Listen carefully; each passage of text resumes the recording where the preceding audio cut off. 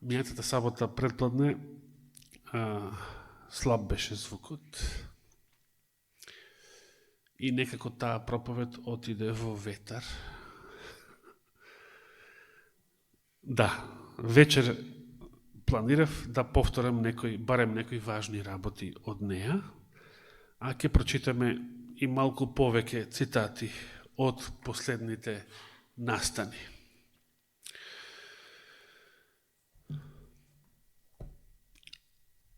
Споменав и минатата сабота и сега, односно претпладне денес, дека според планот што го имаат зацртано глобалистите, слугите на ѓаволот и неговите паднати ангели, план кој што тие го објавија уште лани, ако не и порано, во текот на оваа година, 23-та, според планот, требаше да почнат да се издаваат така наречените дигитални валути од страна на централните банки на Европската Унија, Соединетите Американски држави, Обединетото кралство и други така наречени силни економии или економски држави. Инаку сите нив ги претрка Кина, односно уште пред, не знам дали лани или дури порано за време пандемијата, Кина прва имаше исфрлено нејзина дигитална валута, дигиталниот јуан, како што слушавме и во вестите или читавме.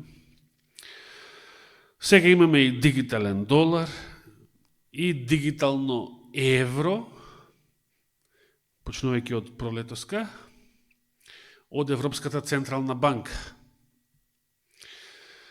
Она што е битно да разбереме е дека кога криптовалутите воопшто, почнувајќи со биткоинот како најпознат, од некаде пред 10 години, заборев кога точно беше лансиран. За криптовалутите воопшто се тврдеше дека се безбеден начин на вршење трансакции, на плаќање, бидејќи според блокчейн технологијата наводно не може, колку е тоа точно, јас не знам, нека кажат упатените во тоа, но се тврдеше дека е тоа безбедно, дека никој не може да има, некој трет не може да има увид во економските трансакции кои што се вршат помеѓу две страни и така натаму, и дека тоа според некој представуваше и днината на безготовинските плаќања, трансакции и економијата воопшто. Но, она што јас го забележав е дека главниот аргумент зашто криптовалутите беа сметани за безбеден начин на плаќање е затоа што се наводно, значи тие, биле независни од монетарните власти. Значи независни од банка. Нема врска, не е банката некој посредник во тие трансакции. Бидејќи сега, например, кога сте користеле, секогаш кога користиме Виза или Мастер картички, било какви за плаќање, за безготовинско плаќање, кој посредува во тие трансакции? Банката. Па над банките се овие другиве, мафијашиве. Виза, Мастер. Значи, банките кои што се подчинети на централните банки, а централните банки на секоја земја подчинети на шејтаните, што вели нихат. Да.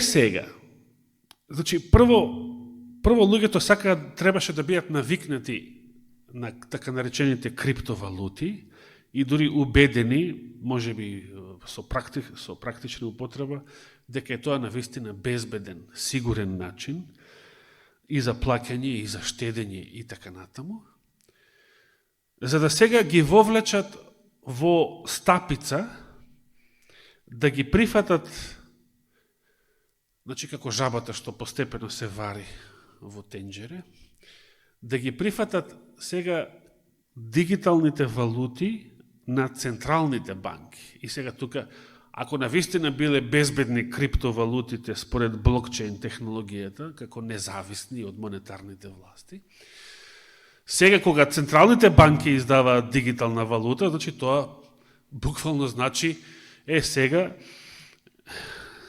ќе купувате и ќе продавате преку нас, со нас и никако без нас, што значи ќе ја контролираме секоја трансакција. Значи, со дигиталните валути од централните банки ништо не е сигурно, ништо не е безбедно. Бидејќи, ако тие имаат увид во сите ваши трансакции, значи тие го контролираат и вашиот паричник, вашата сметка, сето тоа, значи ништо не е безбедно. Може да се разбудите еден ден и на екранот од својот телефон или на лаптоп или не знам каде, на друго место, да видите нула. Или не мора нула, известие дека ви е блокирана сметката, или како што се зборуваше исто така, како што е сега во Кина. Значи, Кина на глобалистите им служи како модел, што тие сакаат да го наметнат, да се реализира во целиот свет, бидејќи Кина е тоталитарна диктаторска држава. И таму на секој граѓанин, значи, секој граѓанин се оценува според своето поведение од страна на властите, се оценува каков е, значи, ако е послушен, ако е верен на власта, ако соработува, ако не се бунтува, ако не мисли многу со своја глава, туку верува што властите ќе кажат преку официјалните медиуми, вестници, извештаи, соопштенија.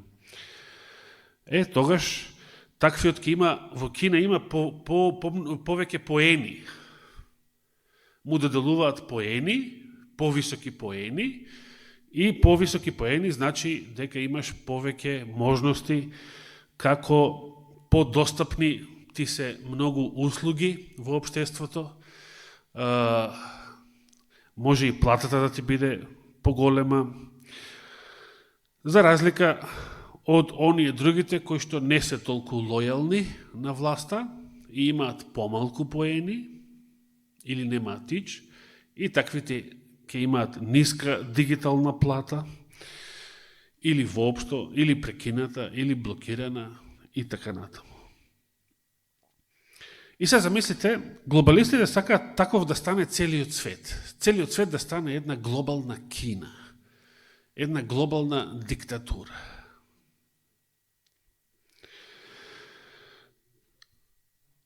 Зато се вика CBDC,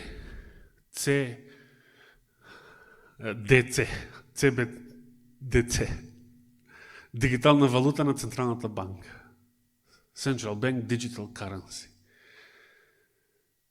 Првите два збора, значи Централна банка, веднаш ти кажува со кого имаш работа. Зошто е тоа важно? Зошто тие тоа го сакаат? И зошто нивните слуги во секоја земја, во владите на секоја земја, се трудат да ги исполнат овие планови, во секоја земја веќе да функционираат дигитални валути. Не знам кај нас дали ќе функционираат, одново треба да благодариме на тукашнава заостанатост и анархија, за да биде веројатно подоцна, ако воопшто. Како што вакцините беа кај нас многу доцна донесени. Повели Светле?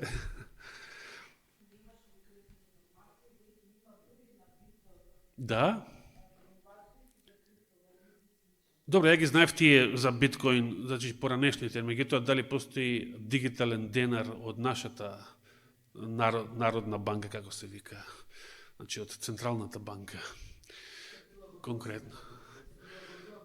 Да, секако нема да ме чуди ако биде и во скоро време.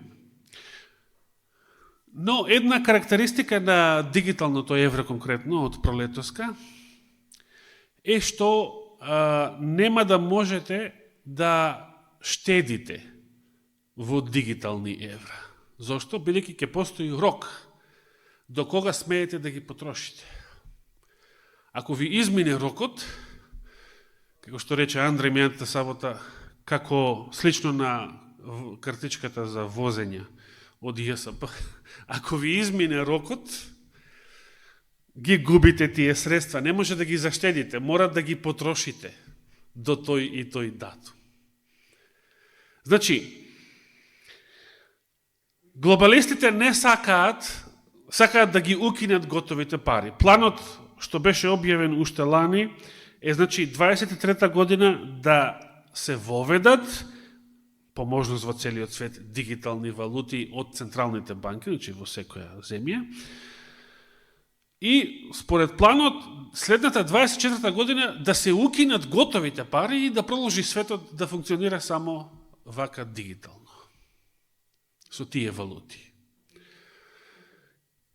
И сега, и плюс, не можете да штедите. Значи, ако нема веќе готови пари и користите само, мора да користите само дигитални валути, нема да може да штедите со нив. Мора до извесен период, мора да ги потрошите. Пример, примаш плата овој месец и мора да ја потрошиш платата. Што сакаш потроши, ама мора да ја потрошиш.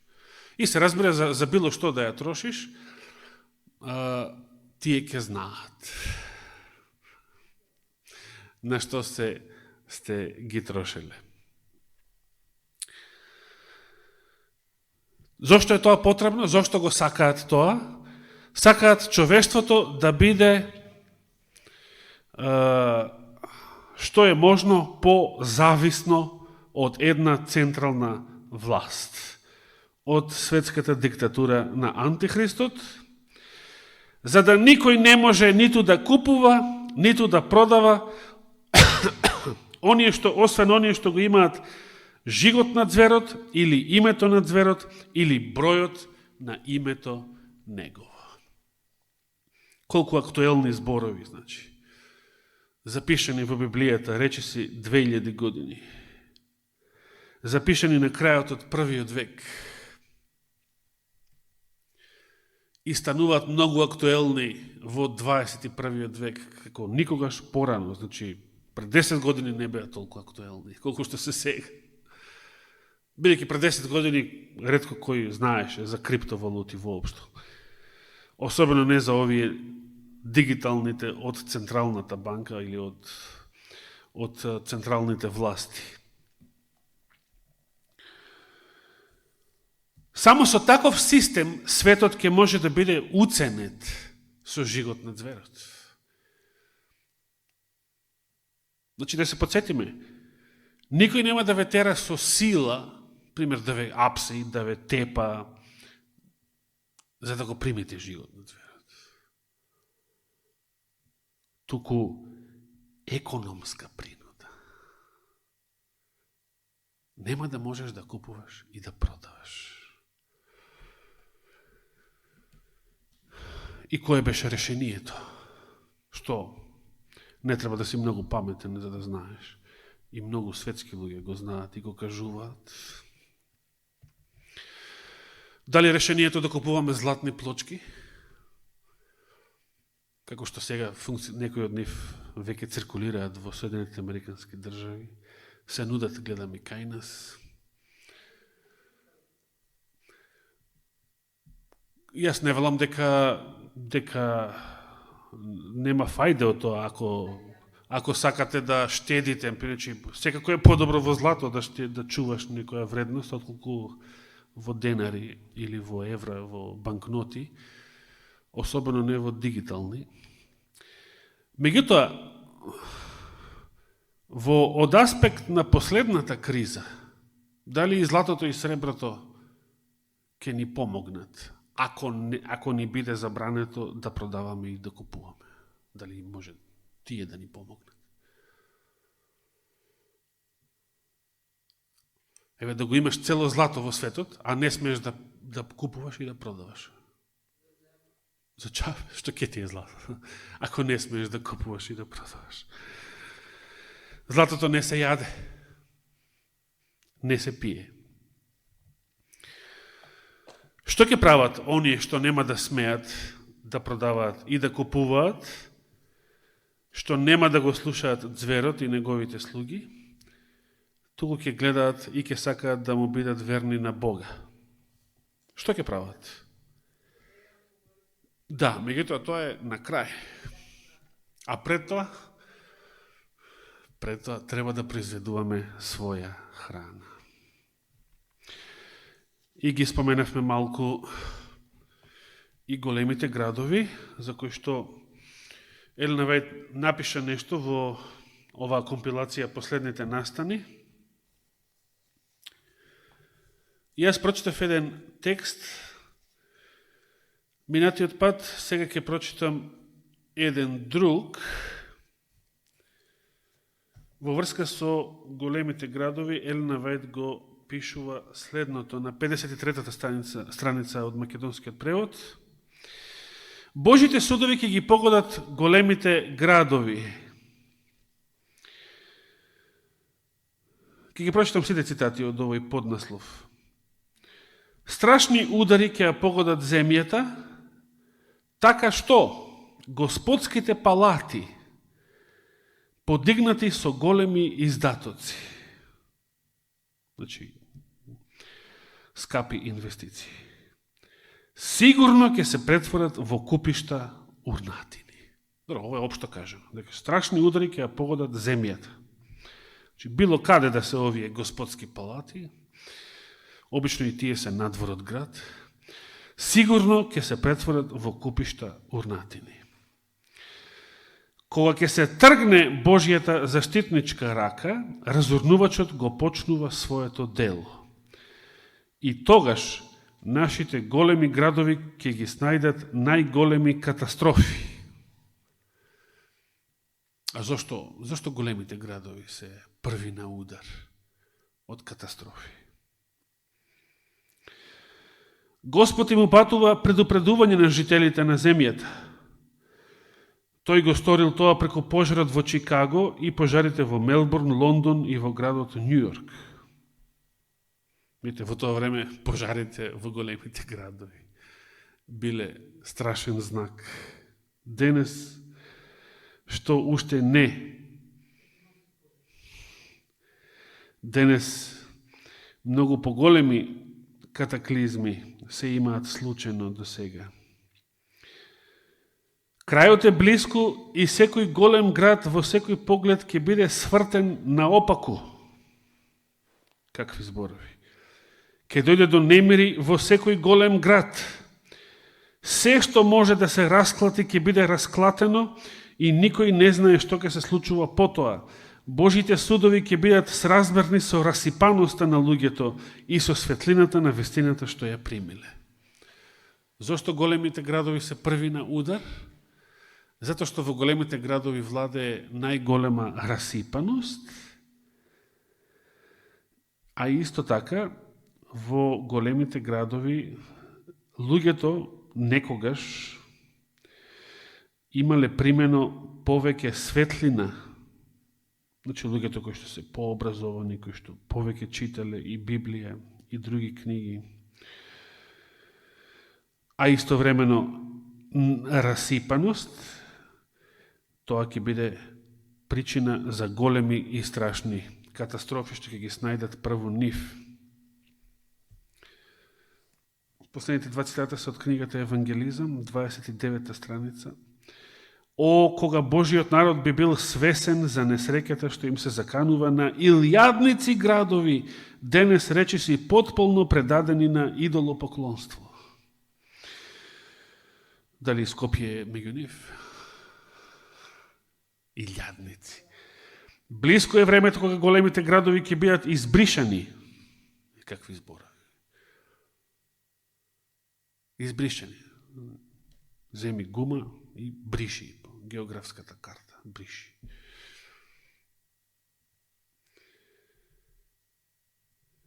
Затоа сите тие треба да се предупредат на овие судови што ќе дојдат.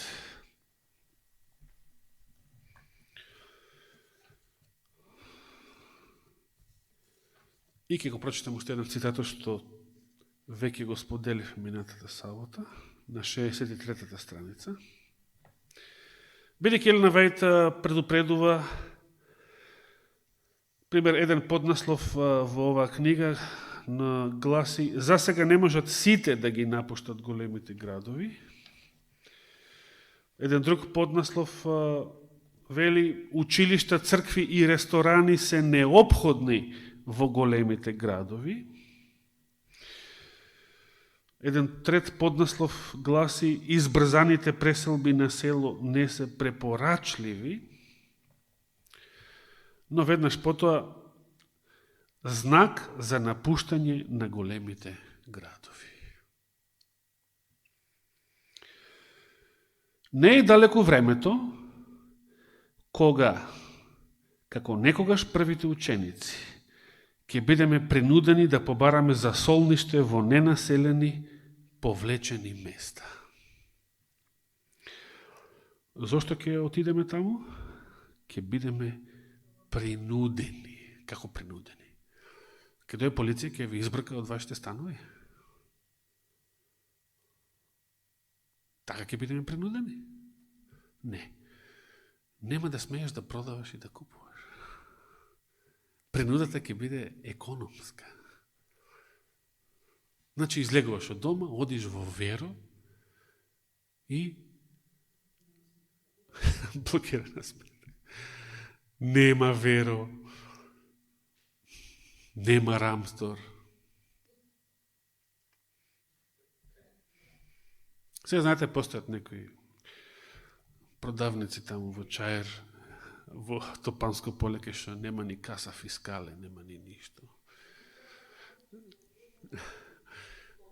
Да. И овие во Чаер работеа и во време на COVID. Значи, меѓутоа, кога ќе немаш пари, нема фајде и од нив. Нема фајде.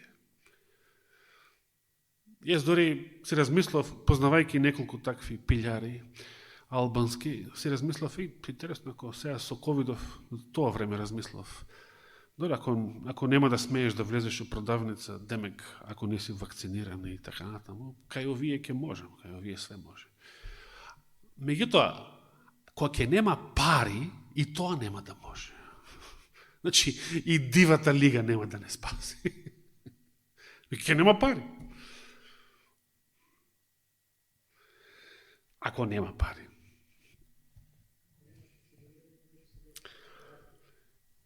Значи, ќе бидеме принудени. Не е далеко времето, вели таа. Што ќе кажеме ние денес? Колку е близко тоа време? Кога веќе слушаме најава дека 24-та година планираат, дали Господ ќе го дозволи тоа, дали навистина ќе се случи или малку ќе се одолговлечка, не знаеме, но тие планираат и отворено велат, следната година планираат укинување на готовите пари. И како што доаѓањето на римската војска под зидините на Ерусалим, на јудејските христијани им било знак да бегаат, така и издавањето на наредбата со која се наметнува папскиот ден за одмор. Кога нашата нација, мисли на Соединетите Американски држави, дрско ќе си го присвои тоа право. Кој е право? Да го наметнува папскиот ден за одмор. Нам ќе ни послужи како предупредување. тогаш ќе биде време да ги напуштиме големите градови, подготвувајќи се да ги напуштиме дури и помалите и да се повлечеме во осамени домови, во зафрлени места на планините. Според ова кога, кој ќе слушнеме дека Конгресот на Соединетите Американски држави почнува да расправа или му е поднесен предлог закон. Да, конкретно. Меѓутоа, една друга работа што ја кажавме минатата сабота. Дали сега треба да спиеме на тоа уво? А, добро, во Америка уште ништо не се збори за таа тема. А, има време, во ред. Не. Бидејќи, ако не порано, барем сите настани што се случува во изминативе 30 години и повеќе од падот на комунизмот, се случува многу бргу. Многу бргу се случува. Најтазе да се сетиме пандемијата, значи, од една сабота, 7 март конкретно, 2020-та, до следната, не знаевме дека таа сабота ни е последна во црква и дека наредни 2,5 месеци нема да доаѓаме во црква. Не можевме од една сабота да најавиме за следна. Туку од петок се најави за сабота, за наредниот ден. Значи, жигот на зверот, што и да е тоа, да не спиеме па на увото дека мора да биде неделен закон и до тогаш да ги изедеме сите отрови и сите се што ќе ни подготват, дори и паметот да го изгубиме. Бејќи кога го изгубиш паметот, дали со вакцина или со не знам што ти вреди што си читал дух на пророштво, Библија, изгубиш паметот. Ке се шошардишаш, што викаат турците. И после шо? Ке чекаш неделен закон, шошардисан. Значи, да не спиеме на тоа уво, вакцините, како што мнозина безумно постапи, вакцините не се жигот на зверот, безбедно е да ги примеме. Ова, затоа што не е жигот на зверот, безбедно е да го примеме. Било кој греф, затоа што не е тоа жигот на зверот, безбедно е да го примеме. Тоа беше голема будалаштина. Ако е така, јадете свинско, јадете чварки, јадете, да не спомнам нешто погадно, бидејќи и тоа не е жигот на зверот. Така? Да јадеш змија и глувци е жиг на зверот? Не. Па шо не ги јадеме? Шо не ги јадеме?